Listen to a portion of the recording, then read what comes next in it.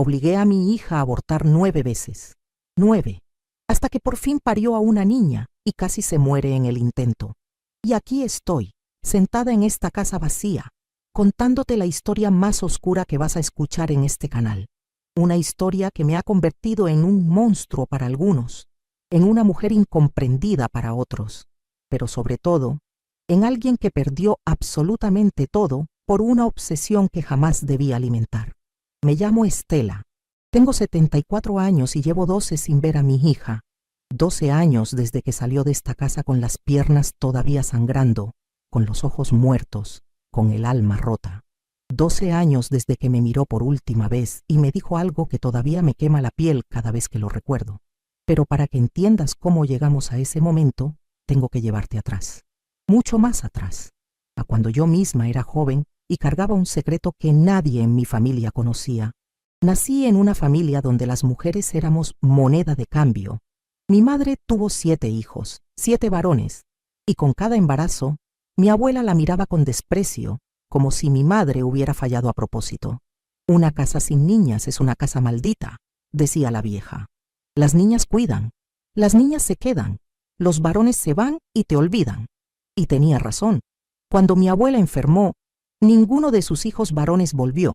Murió sola, en un cuarto que olía a orines y a abandono, maldiciendo el día en que parió puros machos. Yo fui la única niña que nació después, la octava, la esperada, la que supuestamente iba a cambiar la suerte de la familia. Y durante toda mi infancia me lo repitieron como un mantra. Eres especial, Estela. Eres la que salva. Eres la que importa. Crecí creyendo que las mujeres teníamos un valor superior, que los hombres eran descartables, olvidadizos, ingratos, que solo una hija mujer te garantizaba que no morirías sola. Me casé joven, con un hombre bueno, honesto, trabajador. Se llamaba Ramiro, y cuando quedé embarazada la primera vez, recé con todo mi ser para que fuera niña, pero no lo fue. Nació un varón, hermoso, sano, perfecto, y yo no sentí nada, nada más que decepción. Lo cargué en brazos y solo pensé, este también se va a ir, este también me va a olvidar. Ramiro estaba feliz. Lo llamó Miguel. Yo apenas lo miraba. 2 años después quedé embarazada de nuevo, y nació otro varón, luego otro, y otro más. 4 hijos varones, 4 desilusiones seguidas. Ramiro no entendía por qué yo no sonreía en las fotos familiares, por qué no los abrazaba como otras madres, por qué siempre parecía estar en otro lugar, esperando algo que nunca llegaba, hasta que llegó Claudia, mi 5ª hija, mi niña, mi razón de existir. Cuando me dijeron que era mujer, lloré durante horas, lloré de alivio, de felicidad. Por fin tenía lo que siempre había querido. Por fin tenía a alguien que no me iba a abandonar, alguien que se quedaría conmigo para siempre. Y me obsesioné con ella. La vestía como una muñequita. Le trenzaba el pelo todas las mañanas. No la dejaba jugar con sus hermanos porque eran muy bruscos. No la dejaba salir sola porque el mundo era peligroso. No la dejaba tener amigas porque podían ser mala influencia. Claudia era mía, solo mía, y yo iba a asegurarme de que nunca se fuera. Ramiro empezó a decirme que la estaba ahogando, que la niña necesitaba espacio, que así no se criaba a una hija.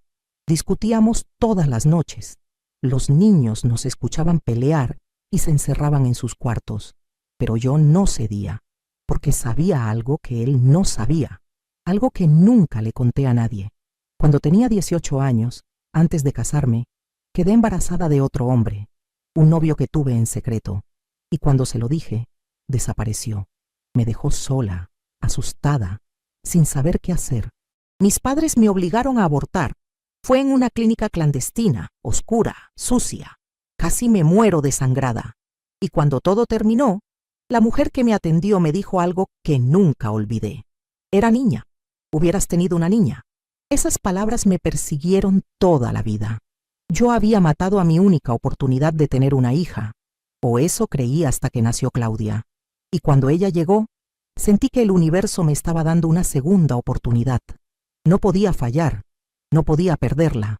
Los años pasaron. Mis hijos varones crecieron, y tal como yo había predicho, se fueron, uno a uno. Miguel se fue a estudiar a otra ciudad y casi no llamaba. Los otros formaron sus familias y apenas venían de visita. Ramiro murió de un infarto cuando Claudia tenía 17. Y de repente quedamos solo ella y yo. Claudia era tímida, callada, obediente. Nunca me contradecía, nunca me desafiaba. Estudiaba enfermería porque yo se lo pedí. No tenía novio porque yo no se lo permitía. Vivía para mí. Y yo pensé que así sería para siempre. Pero a los 23 años, Claudia llegó llorando una tarde. Se sentó en la cocina, con las manos temblorosas, y me dijo: «Mamá, estoy embarazada». El mundo se detuvo. Le pregunté quién era el padre. Me dijo que un compañero de trabajo, alguien que apenas conocía. Un error, una noche de descuido. Le pregunté si él iba a hacerse responsable. Me dijo que no quería saber nada. Y entonces yo le dije algo que cambió todo. «Tienes que abortar». Ella me miró con los ojos llenos de lágrimas y negó con la cabeza. «No puedo, mamá. No puedo hacer eso». Pero yo insistí. Le dije que un bebé le iba a arruinar la vida, que estaba muy joven, que no tenía ni dinero ni pareja, que yo la iba a ayudar, pero solo si tomaba la decisión correcta. Lloró durante días, pero finalmente cedió. La llevé a una clínica privada, pagué todo, la acompañé. Y cuando salió, pálida, temblando, la abracé y le dije: «Hiciste lo correcto, mi amor. Ya verás que todo va a estar bien». Pero no estuvo bien. Claudia cambió. Dejó de hablar, dejó de comer. Se quedaba horas mirando la pared. Y yo, en lugar de ayudarla, le decía que se pusiera fuerte, que eso ya había pasado, que tenía que seguir adelante. 6 meses después, volvió a quedar embarazada, del mismo hombre. Y otra vez le dije que tenía que abortar, y otra vez lo hizo. Y después otra vez, y otra, 9 veces, 9 embarazos en 5 años, y en cada uno yo le exigí lo mismo, porque en cada ecografía el médico decía lo mismo: «Es varón». Y yo no iba a permitir que mi hija desperdiciara su vida trayendo hombres al mundo, hombres que la iban a abandonar, hombres que no iban a cuidarla, hombres como mis propios hijos. Hasta que en el 10º embarazo el médico dijo: «Es niña». Y yo sonreí por primera vez en años. Le dije a Claudia: «Este sí lo tienes, este sí vale la pena». Pero algo en sus ojos ya estaba roto. Y lo que pasó después es algo que todavía me persigue en las noches, porque mi obsesión no solo destruyó a mi hija, destruyó algo mucho peor. Claudia casi no habló durante todo el embarazo. Se tocaba la panza con una mezcla de ternura y odio que yo no supe interpretar en ese momento. Ahora sí lo entiendo. Ahora sé que cada vez que sentía a esa niña moverse dentro de ella, recordaba a los otros 9, a los 9 que yo le obligué a sacar, a los 9 que nunca tuvieron oportunidad porque nacieron con el sexo equivocado. Pero yo estaba feliz, eufórica. Por fin iba a tener a mi nieta, a la niña que yo siempre quise que Claudia me diera. Compraba ropita rosada, decoré el cuarto de al lado con ositos y cortinas de encaje. Le puse nombre antes de que naciera: Sofía, como mi abuela, la única mujer en mi vida que entendió el valor de tener hijas. Claudia me miraba hacer todo eso en silencio. A veces lloraba sin razón. Yo le decía que eran las hormonas, que era normal, que después del parto todo iba a estar mejor. Pero había algo en su mirada que me incomodaba, algo oscuro, algo que parecía decir: te odio con toda mi alma y algún día te vas a arrepentir. Pero yo no le hacía caso, porque en mi mente yo era la víctima. Yo era la madre que había dado todo por su hija, la que la había cuidado, la que había pagado cada uno de esos procedimientos para que ella no arruinara su vida. Yo era la buena, ella la desagradecida. El parto fue horrible. Claudia sangraba demasiado. Los médicos entraban y salían corriendo. Yo estaba en la sala de espera mordiéndome las uñas, rezando. No por ella, no voy a mentir. Rezaba por la niña, por Sofía, para que naciera bien, para que sobreviviera, y sobrevivió. Nació llorando, pequeñita, perfecta, con los ojos de Claudia y la boca de Ramiro. Era la cosa más hermosa que había visto en mi vida. La cargué antes que Claudia. Me la pusieron en los brazos y yo lloré como nunca. Le susurré: por fin estás aquí. Por fin llegaste, mi amor. Abuela te va a cuidar siempre. Cuando entraron a Claudia a la sala de recuperación, estaba pálida como un cadáver. Había perdido mucha sangre. Casi no podía hablar. Le pusieron la niña en el pecho para que la amamantara, y ella la miró como si fuera una extraña, como si no la reconociera. Intentó darle pecho, pero la niña no agarraba bien. Claudia empezó a llorar. Yo le quité a la bebé de los brazos y le dije: descansa, yo me encargo, y me la llevé a casa. Claudia se quedó 3 días más en el hospital. Cuando volvió, apenas podía caminar. Las piernas le temblaban. Tenía los ojos hundidos. No quería ver a la niña. Se encerraba en su cuarto y lloraba durante horas. Yo pensé que era depresión posparto. Llamé a un médico. Le recetaron pastillas, pero ella no las tomaba. Yo me hacía cargo de todo. Bañaba a la niña. La vestía. Le daba el biberón porque Claudia no producía suficiente leche. Dormía con Sofía en mi cuarto. La paseaba en el cochecito. Era como si yo fuera la madre, y en el fondo eso era exactamente lo que quería. Claudia era un fantasma en su propia casa. Pasaron semanas, 1 mes, 2 meses, y Claudia seguía sin conectar con la niña. No la cargaba, no le hablaba. Cuando la bebé lloraba, Claudia se tapaba los oídos y se metía al baño. Yo le gritaba: «Es tu hija, tienes que atenderla». Y ella me miraba con esos ojos vacíos y me decía: «Tú la quisiste, tú te quedas con ella». Esas palabras me dolieron, pero no tanto como lo que vino después. Una tarde, yo estaba en el mercado comprando cosas para la niña. Dejé a Claudia sola con Sofía por primera vez en meses. Cuando volví, la casa estaba en silencio. Un silencio pesado, antinatural. Entré corriendo. La niña estaba en su cuna, dormida, pero Claudia no estaba en su cuarto. La busqué por toda la casa. La encontré en el baño, sentada en el suelo, con un frasco de pastillas vacío en la mano. Grité. Llamé a la ambulancia.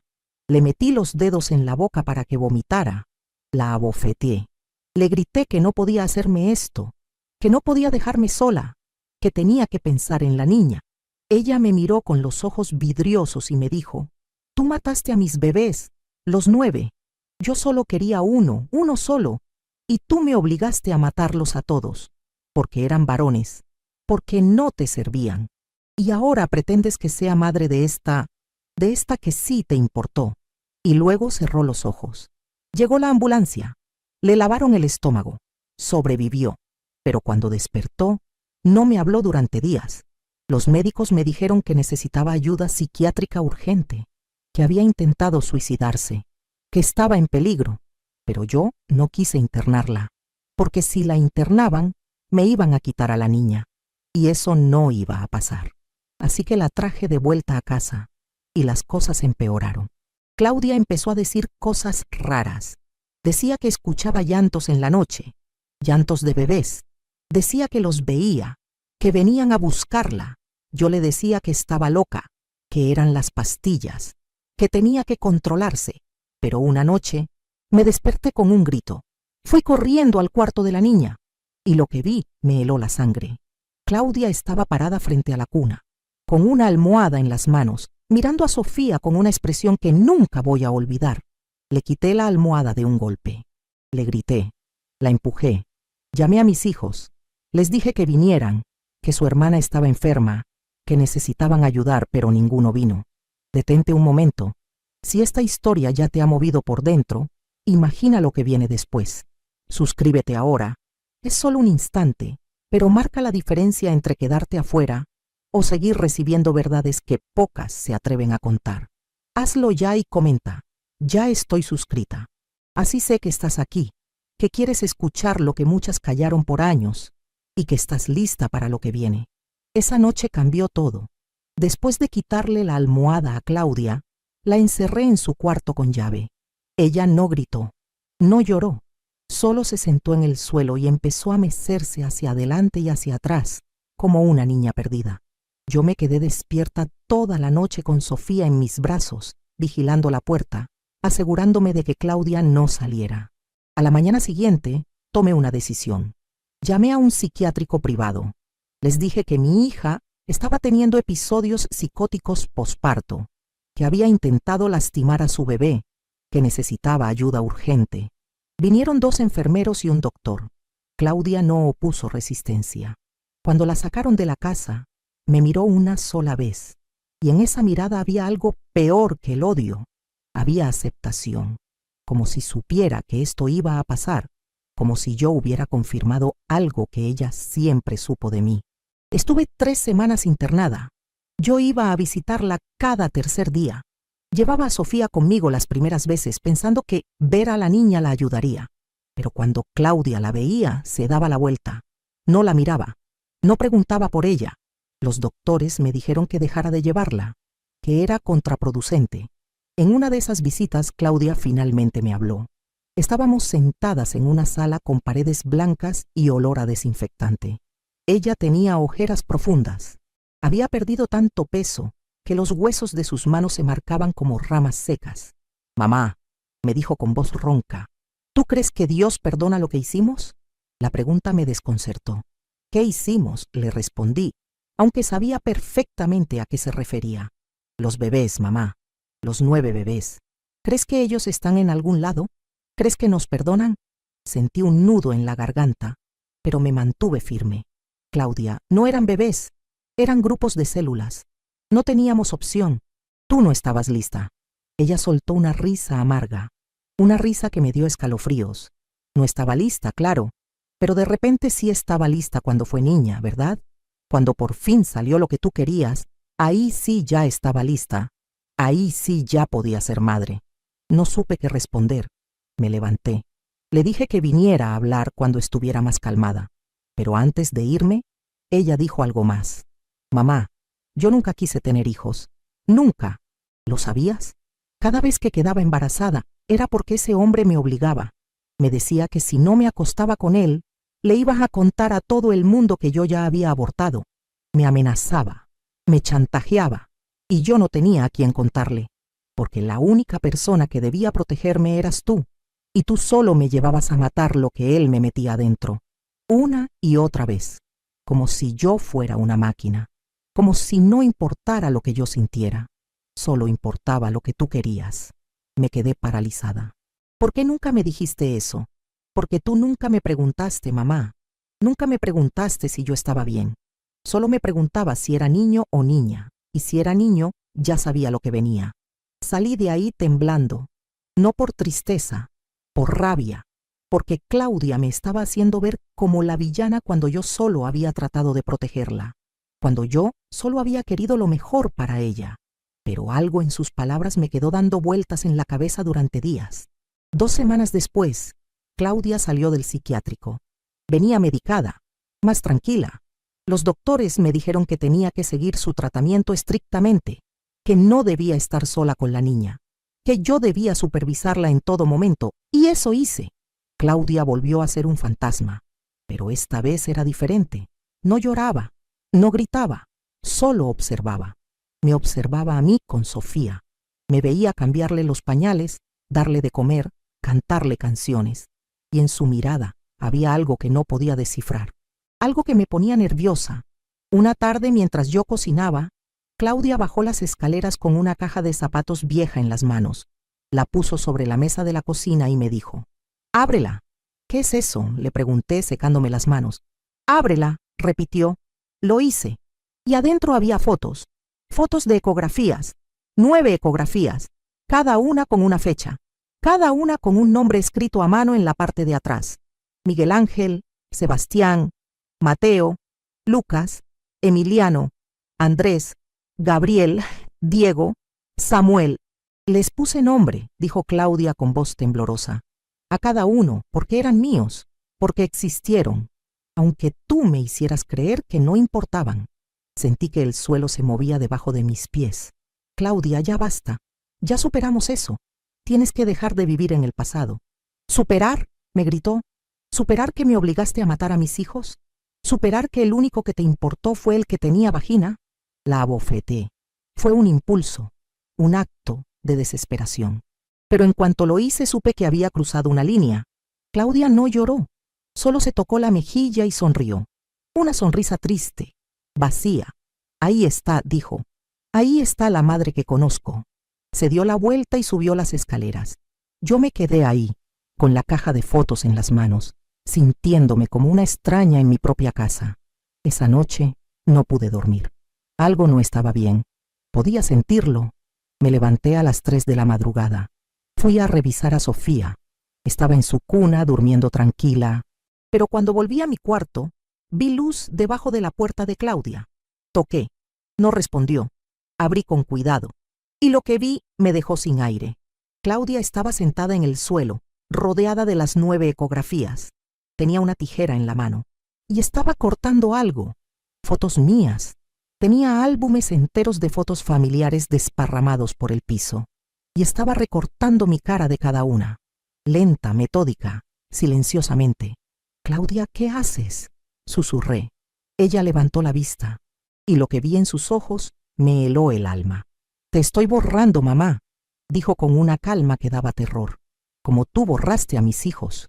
Y entonces supe que algo mucho peor estaba por venir. No supe qué decir. Me quedé parada en el marco de la puerta, viendo cómo mi hija recortaba mi rostro de cada fotografía con una precisión escalofriante. No temblaba, no lloraba, solo cortaba, una tras otra, como si fuera un ritual, como si cada corte le devolviera algo que yo le había quitado. «Claudia, ya basta», le dije tratando de sonar firme, pero mi voz salió quebrada. «Dame las tijeras». Ella no me miró. Siguió cortando. «¿Sabes cuántas veces soñé con esto, mamá? ¿Cuántas veces imaginé borrarte de mi vida como tú borraste a mis bebés? 9 veces me llevaste a ese lugar. 9 veces me hiciste acostarme en esa camilla fría mientras me sacaban lo único que era mío. Y cada vez me decías lo mismo. Es por tu bien. Es por tu futuro». Pero no era por mí. Era por ti. Porque tú no querías nietos varones. Porque tú solo querías una niña que te cuidara. Como yo te cuidé. Como me obligaste a cuidarte. Di un paso hacia ella. Yo te di todo. Te di casa, comida, educación. Te protegí. Ella soltó una carcajada seca sin humor. ¿Protegerme? ¿Así le llamas? Mamá, ese hombre me violaba. Cada vez que quedaba embarazada era porque él me forzaba. Y yo te lo dije. En la tercera vez te lo dije, ¿te acuerdas? Te dije que no quería volver a estar con él. Que me daba miedo. ¿Y sabes qué me dijiste? Me quedé en silencio. Porque sí me acordaba. Y la vergüenza me quemaba por dentro. Me dijiste que dejara de dramatizar, continuó Claudia, con la voz cada vez más dura. Que si no quería quedar embarazada, me cuidara mejor. Que tomara pastillas, que usara condones. Como si fuera tan fácil. Como si él me diera opción. Pero eso no te importó. Lo único que te importaba era que no trajera más varones a este mundo. Porque los varones no sirven. Los varones abandonan. Los varones son basura. ¿Verdad, mamá? Sentí que las piernas me flaqueaban. Yo no sabía. Yo pensé que... Pensaste lo que te convenía pensar, me interrumpió. Porque si admitías que me estaban lastimando tendrías que haber hecho algo. Y hacer algo significaba perder el control. Y tú nunca ibas a perder el control sobre mí. Se levantó del suelo. Las fotos recortadas cayeron a sus pies como confeti macabro. Se acercó a mí con las tijeras todavía en la mano. Yo retrocedí instintivamente. «Tranquila, mamá», dijo con una sonrisa que no llegaba a sus ojos. «No voy a hacerte nada. No soy como tú. Yo no lastimo a la gente que depende de mí». Dejó las tijeras sobre la cómoda y pasó junto a mí. Bajó las escaleras. La seguí, con el corazón latiéndome en la garganta. Entró al cuarto de Sofía. Yo corrí detrás de ella, lista para detenerla. Pero lo que hizo me dejó sin palabras. Claudia se acercó a la cuna. Se quedó mirando a la niña dormida durante un largo rato. Luego, extendió la mano y le acarició la cabeza con una ternura que no le había visto desde que nació. «No es tu culpa», le susurró a la bebé. «Nada de esto es tu culpa. Tú no pediste nacer. No pediste ser la elegida. No pediste cargar con el peso de los que murieron para que tú existieras». Se dio la vuelta hacia mí. Tenía lágrimas en los ojos, pero su expresión era dura como piedra. «Me voy, mamá». «¿Qué? Me voy esta misma noche. Y me llevo a Sofía». Sentí que el mundo se desmoronaba. «No, no puedes, ella es tuya», terminó ella. «No, mamá, es mía». La tuve yo. Casi me muero trayéndola al mundo. Y tú me la quitaste desde el primer segundo. Pero se acabó. Ya no tienes poder sobre mí. Ya no tienes nada sobre mí. Me lancé hacia la cuna. No te la vas a llevar. No estás bien. Los doctores dijeron que no puedes estar sola con ella. Claudia me empujó, con una fuerza que no sabía que tenía. Caí al suelo. Y entonces desde ahí vi cómo levantaba a la niña de la cuna, la envolvía en una manta y caminaba hacia la puerta. Claudia, por favor, supliqué. No hagas esto, ella me necesita. Yo la he cuidado. Yo soy. Ella se detuvo en la puerta. Me miró por última vez y dijo algo que me rompió en 1000 pedazos. Tú no eres nada para ella, mamá, y yo voy a asegurarme de que nunca sepa que exististe, tal como tú te aseguraste de que mis 9 hijos nunca existieran. Y se fue. Corrí detrás de ella. Salí a la calle en camisón gritando su nombre, pero ella ya estaba subiendo a un taxi, con mi nieta en brazos, con lo único que me importaba en este mundo, y nunca más las volví a ver. Han pasado 12 años desde esa noche. 12 años desde que Claudia salió por esa puerta con Sofía en brazos y me dejó tirada en la calle, gritando como una loca. Los vecinos salieron a ver el espectáculo. Me señalaban, murmuraban. Yo me arrastré de vuelta a la casa, con las rodillas raspadas y el corazón destrozado, y me encerré durante semanas. Traté de buscarlas. Fui a la policía. Les dije que mi hija se había llevado a mi nieta sin mi permiso, que no estaba en sus cabales, que era peligrosa.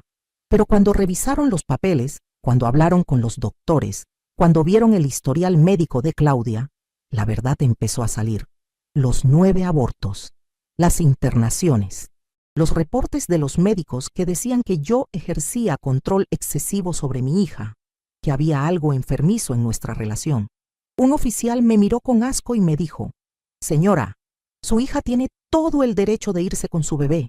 Usted no tiene custodia, no tiene derechos sobre esa niña. Y francamente, después de leer esto, creo que es mejor que se mantenga alejada». Contraté un abogado. Gasté todos mis ahorros intentando conseguir derechos de visita. Pero Claudia había desaparecido. Cambió de ciudad, cambió de nombre, borró cualquier rastro que pudiera llevarme a ella.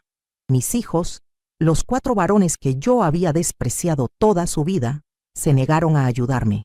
Uno de ellos, Miguel, vino a verme una sola vez.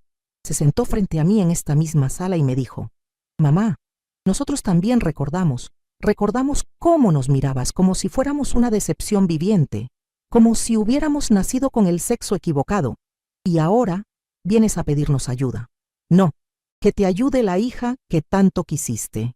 Y se fue, como todos se fueron. Me quedé sola en esta casa grande y vacía, con el cuarto de Sofía intacto, como un santuario, con la ropa rosada colgada en el armario, con los juguetes que nunca usó.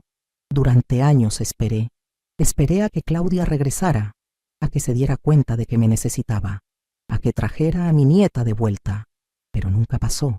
Hace 5 años recibí una carta, sin remitente, con matasellos de otra ciudad que no voy a nombrar. La abrí con manos temblorosas. Era de Claudia.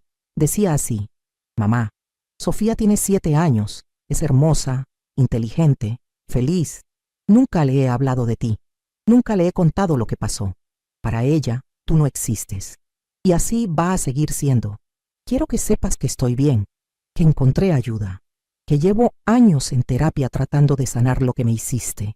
Los doctores me dicen que sufro de trauma complejo, que lo que vivimos se llama abuso, abuso psicológico, control coercitivo, violencia reproductiva. Tienen nombres para todo lo que me hiciste, mamá, y ninguno de esos nombres es amor. He perdonado muchas cosas en mi vida. He perdonado al hombre que me violó. He perdonado a mis hermanos por no darse cuenta. He perdonado a los médicos que te siguieron el juego. Pero a ti, mamá, no sé si pueda perdonarte, porque tú eras quien debía protegerme. Y en lugar de eso, me usaste. Me usaste para cumplir tus deseos enfermizos. Sacrificaste 9 vidas para conseguir una que te sirviera. Y casi me matas en el proceso. Sofía pregunta a veces por su familia. Le digo que su abuela murió, que no tiene tíos, que somos solo ella y yo. Y ella me abraza y me dice que eso es suficiente, que no necesita nada más. Y en esos momentos, mamá, siento que por fin estoy haciendo algo bien. Por fin estoy protegiendo a alguien en lugar de destruirlo. No me busques. No vuelvas a intentar encontrarnos. Esta es la última vez que sabrás de mí. Vive con lo que hiciste. Envejece sola, como tanto temías, porque esa fue siempre tu verdadera maldición, mamá. No que tuvieras hijos varones, sino que eras incapaz de amar a nadie más que a ti misma. Esa carta la guardé. La leo cada noche antes de dormir, y cada noche me pregunto lo mismo. ¿Tenía razón? ¿Fui yo la monstrua de esta historia? ¿O fui simplemente una mujer marcada por su propio pasado, tratando de romper una maldición que nunca entendió? No tengo respuesta. Lo que sí sé es que ahora tengo 74 años, que mis rodillas ya no funcionan bien, que me duele el pecho cuando subo las escaleras, que esta casa está tan silenciosa que a veces grito solo para escuchar mi propia voz. Mis hijos no vienen. Claudia no existe para mí.